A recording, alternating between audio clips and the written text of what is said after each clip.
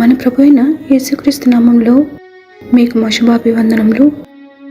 ఈరోజు దేవుని వాగ్దానం, మృతులలో నుండి యేసుక్రీస్తు తిరిగి లేచుట వలన జీవముతో కూడిన నిరీక్షణ మనకు కలుగునట్లు, అనగా అక్షయమైనదియు నిర్మలమైనదియు వాడబారనిదియునైన స్వాస్థ్యము మనకు కలుగునట్లు, ఆయన తన విశేష కనికరం చొప్పున మనలను మరలా జన్మింప చేసెను.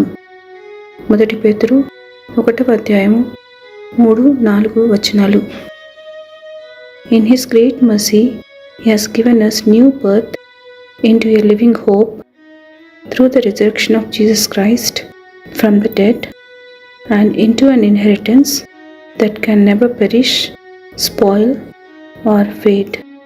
1 Peter chapter 1 verses 3 and 4. ప్రార్థన. ప్రేమగల తండ్రి, నీ పునరుద్ధానము ద్వారా మాకిచ్చిన నిత్య జీవముకై వందనాలు. చీకటి నుండి వెలుగులోనికి, మరణం నుండి జీవంలోనికి మమ్మను దాటించినందుకై వందనాలు.